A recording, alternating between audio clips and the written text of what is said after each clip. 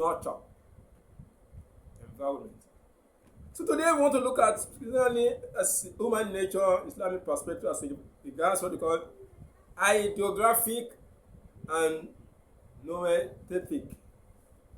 Ideographic is said that is human nature unique or is it general?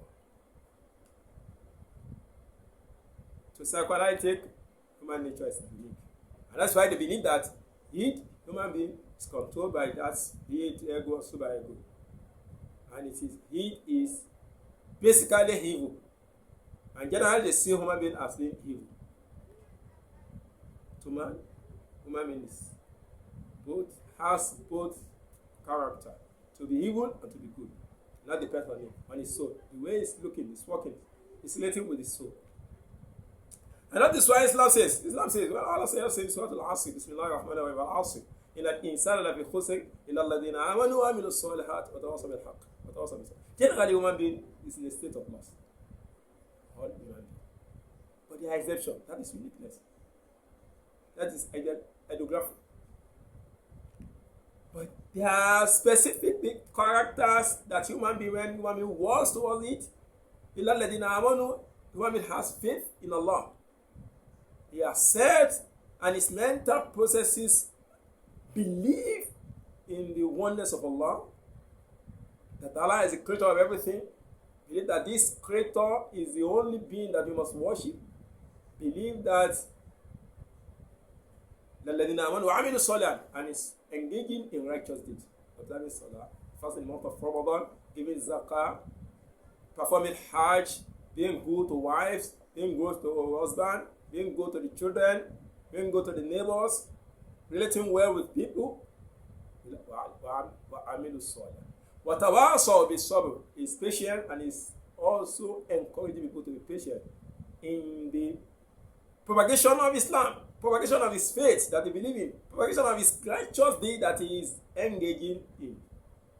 Watawasaw bis-sabr, and is exercising patience on it. And that is, you can see that when you're talking about human nature in Islam, it is comprehensive. We have some verses in the Quran that Allah mentions some bad characters that are some of the features of man.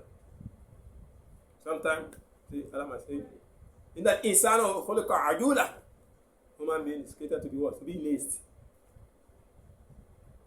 Kind of zaluman jahula. Human being is what? Zaluman, wrongdoers, jahula, ignorant. But there are specific ones that Allah makes us to understand. Yes, if one man walks, well, he will not be among those that are jahula.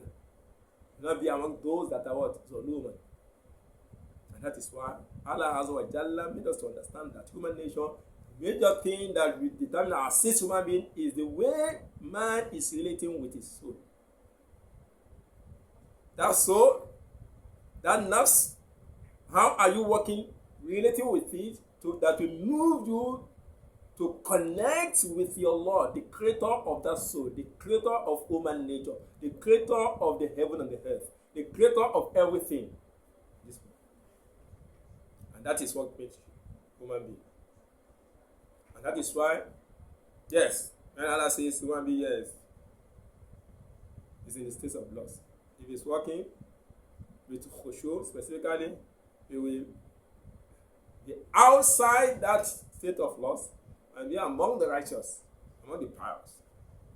And that is why Almighty Allah wants us to understand the nature of man in Islam as a complete good that Almighty Allah has created on fitra, natural instinct, to be good, to do good, to engage in goodness, in righteous deeds.